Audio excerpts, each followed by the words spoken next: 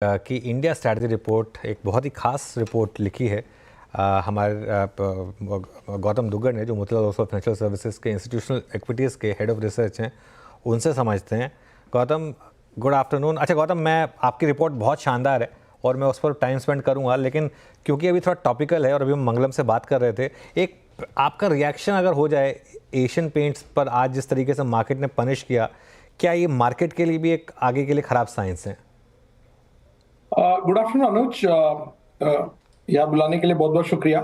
सी देखिए, Asian paint का number बहुत ही वीक थे, इसमें कोई दो राय नहीं है। मैंने तो मतलब मेरे 17 साल के कंज्यूमर सेक्टर ट्रैक करने के एक्सपीरियंस में एशियन पेंट को वॉल्यूम डिक्लाइन रिपोर्ट करते हुए बहुत ही रेयरली देखा है।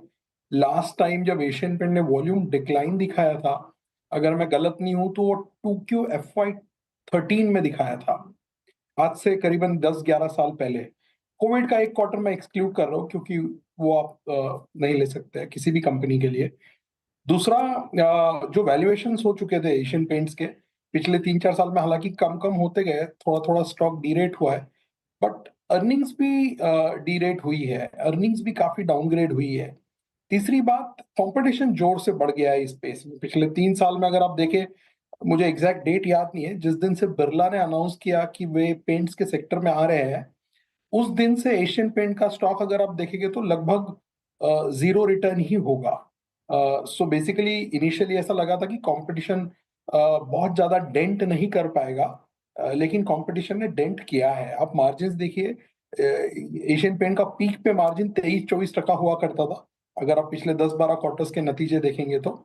अब वो मार्जिन 15-16% पे आ गया है। और साथ ही साथ कंजम्पशन में भी स्लो डाउन है। ये हमें बाकी कंपनीज के नतीजों में भी दिखा है, चाहे लीवर हो, डाबर हो, नेस्ले हो, डीमार्ट हो, रिलायंस रिटेल हो, QSR कंपनीज हो। कई सारे कंपनीज कंजम्पशन सेक्टर के जो नतीजे आए बहुत ही वीक रहे हैं। इनफैक्ट मैं देख रहा था सुबह हमारे यूनिवर्स के अभी तक जितने रिजल्ट्स आए, कंज्यूमर कंपनीज के जो 17 कंपनीज के अभी तक रिजल्ट्स आए, जीरो ग्रोथ रहा है इसमें प्रॉफिट में। हालांकि एक्सपेक्टेशन भी 3% ग्रोथ का ही था, बट फिर भी 0% ग्रोथ रहा है। और बड़े कंपनीज ने बहुत ही फ्लैटिश नंबर दिए हैं, चाहे लीवर हो, ITC हो, नेस्ले हो, और भी एशियन पेंट ने तो 30% प्रॉफिट डिक्लाइन दिखाया है। तो बहुत वीक नतीजे हैं, और मुझे लगता है कि वैल्यूएशंस जो लग रहे थे कि थोड़े सस्ते हो रहे हैं, अब अर्निंग्स और डाउनग्रेड होगी, तो शायद वैल्यूएशन का जो एक इक्वेशन रहता है, वैल्यूएशन वर्सेस अर्निंग्स का, बहुत ज्यादा फर्क नहीं पड़ता हुआ दिख रहा है इसमें, बिकॉज नंबर्स भी कटिंग है।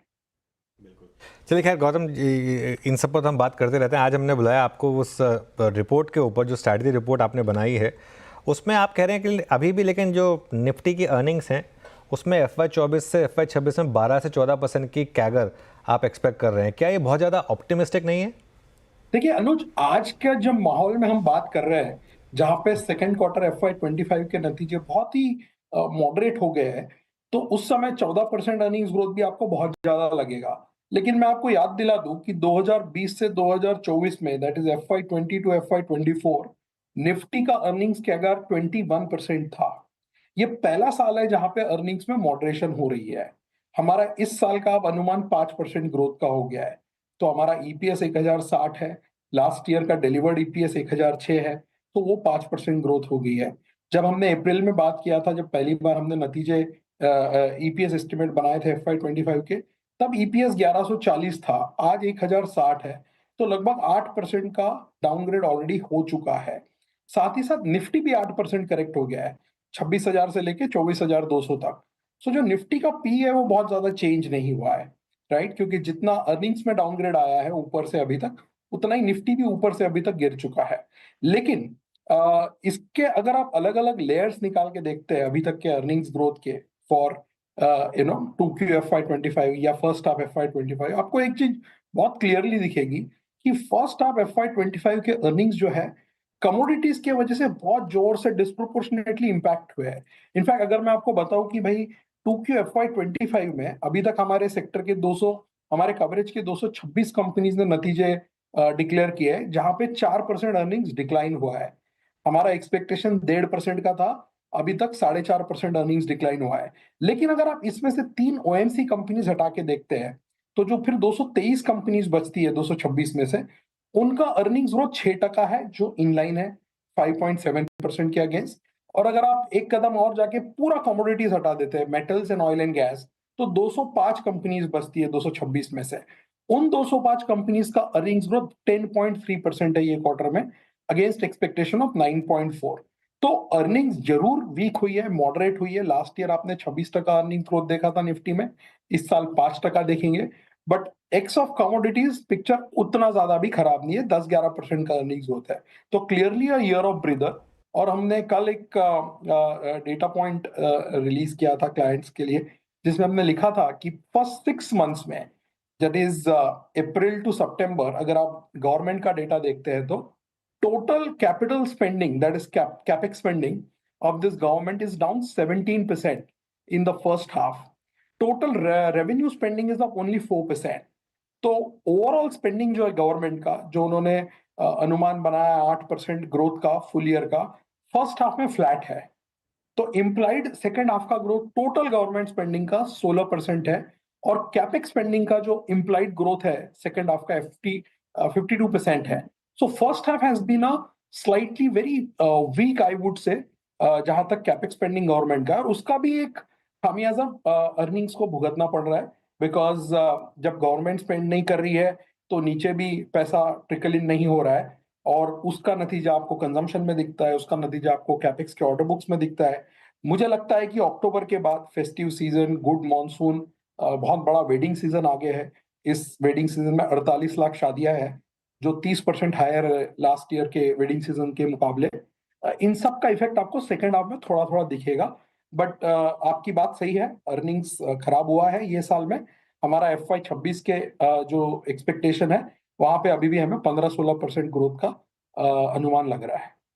अब गौतम, फिर ऐसी सिचुएशन में ये जो अर्निंग्स खराब हुई और मार्केट में करेक्शन की जो शुरुआत हुई है, कितनी अपॉर्चुनिटी पकड़ने की कोशिश करें? ऑफ कोर्स सब लोग कहते हैं don't catch a falling knife, लेकिन डिप्स का ही फायदा जब लोग उठाते हैं तब लॉन्ग टर्म में पैसा बनता है। और वो आपकी रिपोर्ट में बखूबी आपने मेंशन भी किया है कि कैसे 10 सालों में रिलायंस इंडस्ट्रीज का मार्केट कैप 3 ट्रिलियन से रफली 18 ट्रिलियन पहुंचा, TCS का मार्केट कैप 4 ट्रिलियन से 15 ट्रिलियन पहुंचा। तो ये 10 सालों की कहानी है।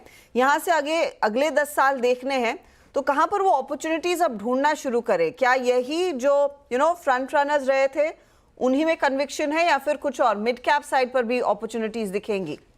हर्षा, देखिए, इंडिया की सबसे बेहतरीन बात यह है कि यहाँ पे साइज है, ग्रोथ है और डिवर्सिटी है। हमारा मार्केट कोई एक सेक्टर पे डिपेंडेंट मार्केट नहीं है बाकी देशों के मुकाबले, जहाँ पे या तो कमोडिटीज ड्रिवन मार्केट होता है, या सेमीकंडक्टर, या कोई एक पर्टिकुलर टेक्नोलॉजी से पूरा मार्केट चलता है। हमारे यहाँ पे बहुत सारे सेक्टर है। हम मोतीलाल ओसवाल में ही 25 सेक्टर ट्रैक करते हैं 300 कंपनीज के बीच में, राइट? तो अपॉर्चुनिटीज हमेशा बहुत होती है इंडिया में, even in a very roaring bull market where valuations are very expensive, आपको कुछ ना कुछ अपॉर्चुनिटीज जरूर मिलेंगे। और आज तो मार्केट थोड़ा करेक्ट हुआ है, निफ्टी 8% डाउन है, बाकी इंडाइसेस भी 8 से 10% के बीच डाउन है। मोर इंपॉर्टेंटली इंडिविजुअल स्टॉक्स काफी करेक्ट हुए हैं। अगर आप NSE 500 का डेटा निकाल के देखेंगे, तो आउट ऑफ 500 स्टॉक्स करीबन 100 स्टॉक्स ऐसे हैं जो 20% से ज्यादा करेक्ट हुए हैं। हालांकि वैल्यूएशंस इंडेक्स लेवल पे अभी भी उतने चीप नहीं है, बट कई सारे स्टॉक्स में, स्पेशली लार्ज कैप में, हमें लगता है थोड़ी अपॉर्चुनिटीज बन रही है। जैसे PSU बैंक्स है, PSU बैंक अकेला सेक्टर है इस क्वार्टर में जहां पे 6 के 6 PSU बैंक जो हम ट्रैक करते हैं, उनके नतीजे उम्मीद से बहुत बेहतर आए हैं। राइट, आपने SBI देखा ही होगा सैटरडे, बट उसके पहले भी जो नतीजे आए, bank of Baroda, Canara, union, Indian bank, PNB, सब ने एस्टिमेट्स को बीट किया है। दूसरा, हेल्थ केयर, जहां पिछले 5 क्वार्टर से नतीजे बहुत अच्छे थे, ये क्वार्टर भी उन्होंने एक्सपेक्टेशन के मुताबिक 16% अर्निंग्स ग्रोथ दिया है। तीसरा, रियल एस्टेट, ओवरऑल बहुत ही सॉलिड नंबर्स रहे रियल एस्टेट के, चाहे आप ऑपरेशनल ट्रेंड्स देखे या हेडलाइन नंबर्स देखे, EBITDA या प्रॉफिट, बहुत अच्छे नतीजे रहे हैं। चौथा, मुझे लगता है टेक सेक्टर में थोड़ा सा बॉटमिंग आउट हो रहा है ग्रोथ को लेके, इसलिए हमने 6 महीना पहले जुलाई में टेक का हमारा जो रेटिंग था अंडरवेट से बड़ा ओवरवेट कर दिया था, और अक्टूबर के प्रीव्यू में हमने टेक का वेट और ज्यादा बढ़ाया था। तो जो हमारा 8% वेट होता था अप्रैल में, वो हमने जुलाई में 11 किया और अक्टूबर में 15 किया। राइट। और इसके अलावा जैसे कंजम्पशन आज स्लो डाउन में है, लेकिन हर एक सेगमेंट कंजम्पशन का स्लो डाउन में नहीं है। आपने ज्वेलरी में देखा नंबर्स बहुत अच्छे थे, डिमांड बहुत अच्छी थी। ज्वेलरी एक अकेला ऐसा सेक्टर रहा है जिसका फेस्टिव सीजन बहुत अच्छा गया है, राइट। तो अगर आप बॉटम्स अप स्टडी करेंगे तो कई सारे स्टॉक्स, कई सारे सेक्टर्स आपको ऐसे दिखेंगे जो ऐसे अर्निंग्स मॉडरेशन वाले एनवायरनमेंट में भी जिनके नंबर्स अच्छे आ रहे हैं और जहाँ पे अपॉर्चुनिटीज क्रिएट हुई है। आपने देखा हमने ऑटो ओवरऑल अंडरवेट कर रखा था, बट हमारा प्रेफरेंस एम था पिछले 2.5 सालों से। एम के नंबर बहुत अच्छे थे, टीवीएस के नंबर बहुत बढ़िया थे। ये दोनों स्टॉक्स हमारे मॉडल पोर्टफोलियो में। एल के नंबर्स एक्सपेक्टेशन से बेटर थे। स्टॉक पिछले 1 साल से कहीं नहीं गया है। Within the overall industrial space L सबसे चीप स्टॉक है आज भी, right. There are many such examples. EMS में आप देखने जाएंगे ग्रोथ ये क्वार्टर भी बहुत अच्छी रही है, चाहे वो डिक्सन हो या एम्बर हो या केन्स हो या एविलॉन हो। तो अगर आप थोड़ा सा बॉटम्स ऑफ स्टडी करते हैं तो मार्केट में आज भी काफी अपॉर्चुनिटी है। और चूंकि मार्केट 8-9% जो करेक्ट हुआ है, थोड़ा बहुत एक ब्रीदिंग स्पेस मिला है। आज से 2 महीना पहले जब आप 26,200 पे थे, तब आपको स्टॉक्स आइडेंटिफाई करने में बहुत तकलीफ हो रही थी। आज एटलीस्ट लार्ज कैप्स में कई सारे इन्वेस्टमेंट अपॉर्चुनिटीज उभर के सामने आ रही है।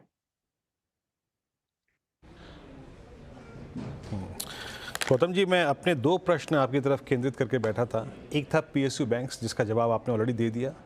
दूसरा कैपिटल गुड्स पे आना चाहता था, उसके बाद वो भी मोर और लेस कवर कर दिया आपने, बट वहाँ पे आपने उल्लेख सिर्फ एल&टी का किया।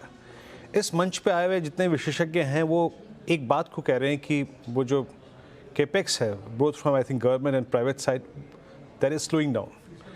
क्या इसकी चिंता आपको भी है और आपका पूरे कैपिटल गुड्स पे view and along with ABB, Siemens and Cummins?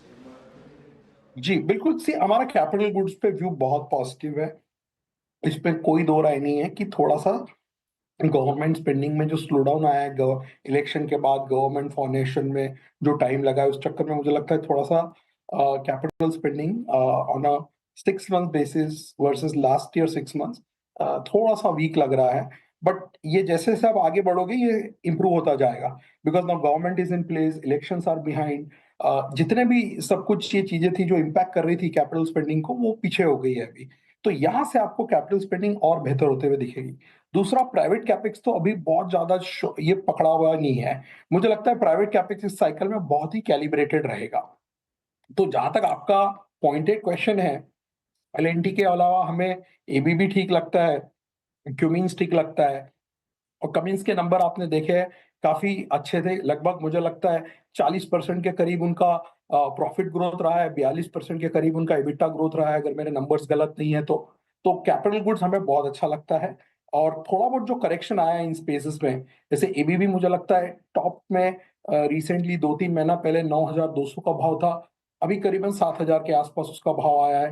थोड़ा सा नंबर्स इस क्वार्टर का अगेंस्ट द एक्सपेक्टेशंस वीक था, बट वो वीक नंबर भी 22% अर्निंग्स ग्रोथ देके गया है। हालांकि एक्सपेक्टेशंस हमारे करीबन 50% अर्निंग्स ग्रोथ के थे एक क्वार्टर में, बट मुझे लगता है कुछ लॉन्ग ड्यूरेशन वाले ऑर्डर्स उनके फ्रक्टिफाई नहीं हुए हैं। तो ये सारे जो अपॉर्चुनिटीज है ये आपको हर बुल मार्केट में मिलेंगे। अगर आप 2 महीना पहले किसी से बात करते तो कई सारे लोग आपको ये कहते कि भाई इंडस्ट्रियल स्टॉक्स बहुत महंगे हैं, अगर 1-2 क्वार्टर खराब आता है, स्टॉक गिरता है, तो हम उसमें एंट्री लेंगे। तो वो टाइम मेरे हिसाब से अब आना चालू हो गया है, जहां पे आपको इंडिविजुअल बॉटम अप स्टडी करना पड़ेगा कि कौन से स्टॉक में गिरावट टेम्पररी है, कहाँ पे अर्निंग्स फिर से पिकअप होगा, कहाँ पे नंबर्स फिर से अच्छे दिखेंगे, और वहां पे आप फिर से मेरे ख्याल से अगले 1 से 2 साल के हिसाब से पोजीशन बना सकते हैं। बट वो है वो पीरियड जो था जहां पे आपका पी 30 से लेके 80-90 तक था, चला गया था, रीरेट हो गया था 1-1.5 साल में, मुझे नहीं लगता वो पीरियड वापस आसानी से आने वाला है। अच्छा, आप ही की रिपोर्ट्स में अब मैं जो कुछ टॉप आइडियाज़ देख रहा हूँ उनमें लार्ज कैप में मुझे टाइटन दिखाई दे रहा है और मिड कैप में इंडियन होटल्स दिखाई दे रहा है, और ट्रेंड गायब है इसमें जो आपका इतना स्ट्रॉन्ग फेवरेट स्टॉक रहा है। तो अगर ये इंडियन होटल्स के अच्छे नंबर आए ऑब्वियसली, टाइटन के हालांकि नंबर्स खराब थे, और ट्रेंड क्यों गायब है आपकी इस लिस्ट में से? अनुज, आपकी आवाज थोड़ी धीमी थी, तो जितना मैं समझ पाया हूँ आपने ट्रेंड, टाइटन और इंडियन होटल्स की बात। हाँ, मैंने कहा कि इंडियन होटल्स और टाइटन आपके टॉप पिक्स में है, लेकिन ट्रेंड नहीं है, तो वो मैं थोड़ा पूछ रहा था आपसे। नहीं, तो ट्रेंड हमारा अभी भी बहुत हाई कन्विक्शन बाय आइडिया है। क्योंकि आप जो लिस्ट देख रहे हैं वो मॉडल पोर्टफोलियो की लिस्ट देख रहे हैं, मॉडल पोर्टफोलियो में ट्रेंड मौजूद नहीं था और ट्रेंड भी काफी करेक्ट हो गया है ऊपर से। हालांकि trend has just gone to the price on which it was trading in August 2024। तो ऐसा लग रहा है कि 8,500 का 6,500 हुआ है, बट अब अगर देखेंगे तो अगस्त में ये भाव 6,500 था, तो केवल 2 महीने का प्राइस नीचे आया है। लेकिन आप नंबर्स की बात करें तो ट्रेंड का number despite 5-6% miss of top line बहुत ही स्ट्रॉन्ग नंबर थे। करीबन 40% उन्होंने भी प्रॉफिट ग्रोथ रिपोर्ट किया है और करीबन करीबन 40 के आसपास ही उनका एबिटा और रेवेन्यू ग्रोथ भी था, जो कि ये एनवायरनमेंट में मैं कहूँगा बहुत ही स्ट्रांग था। क्योंकि जो ट्रेंड के पियर्स है, चाहे आप रिटेल में ले लीजिए या डीमार्ट पकड़िए, उनके अगर आप नंबर्स देखेंगे तो थोड़े से नंबर्स सॉफ्ट थे। तो उनके कॉन्टेक्स्ट में अगर आप ट्रेंड का परफॉर्मेंस देखते हैं प्योरली ऑन अर्निंग्स, 1 मिनट के लिए स्टॉक प्राइस आप बाजू में रखिए, तो अर्निंग्स बहुत ही स्ट्रांग रही है। तो मुझे लगता है जो करेक्शन आया है और अगर ये ग्रोथ आगे भी सस्टेन होते नजर आ रही है, हमें लगता है अगला 3 साल भी ट्रेंड 30% से ज्यादा अर्निंग सीएजीआर करेगा। तो every correction in my view in trend is a buying opportunity. Indian hotel हमारा बहुत लॉन्ग स्टैंडिंग टॉप आइडिया और मॉडल पोर्टफोलियो पिक रहा है। हमें लगता है होटल और रियल एस्टेट ये 2 सेक्टर ऐसे हैं जिनकी साइकिल अभी मिड लेवल पे पहुंची है और इनकी अप साइकिल में अभी भी 2-3 साल का टाइम बाकी है। तो मैंने आपको रियल एस्टेट के भी नंबर्स बताए थे बिगिनिंग में। होटल्स में हमारा इंडियन होटल एक लॉन्ग स्टैंडिंग टॉप आइडिया रहा है। इस क्वार्टर के नतीजे बहुत ही स्ट्रांग थे उनके, थोड़ा सा अर्निंग्स भी अपग्रेड हुआ है। तो वहां पे हम जस्ट कंटिन्यू कर रहे हैं हमारा व्यू, बिकॉज हमें लगता है ये साइकिल अभी अप साइकिल में बहुत टाइम बाकी है। और लास्टली टाइटन, पिछला 1-1.5 साल से टाइटन में थोड़ा सा मार्जिन पे प्रेशर रहा है because of competition, because of new players getting lot of capital और थोड़ा बहुत लैब डायमंड की वजह से भी एक एंशियसनेस रहा है। बट मुझे लगता है जो टाइटन का हिस्ट्री रहा है पिछले 40-50 साल का, हर साइकिल को उन्होंने बहुत अच्छे से हैंडल किया है, राइट। तो मुझे लगता है ये जो मार्जिन का अभी आपको प्रेशर दिख रहा है पिछले 3-4 क्वार्टर से, वो हैंडल कर मेरे को लगता है वो वापस से अपने ट्रेंड पे पहले पहुंच जाएंगे 12-13% के जो उनके एबिट मार्जिन होते थे। तो ये अच्छी एक बाइंग अपॉर्चुनिटी हमें नजर आ रही है, इसलिए हमने टाइटन भी मॉडल पोर्टफोलियो में रखा है। ऑलराइट, गौतम बहुत बहुत शुक्रिया आज हमारे साथ जुड़ने के लिए, और फिर आपसे कभी दोबारा बात करेंगे कुछ और टॉपिक्स पर, बट आज हमसे बात करने के लिए बहुत बहुत शुक्रिया आपका। चलिए।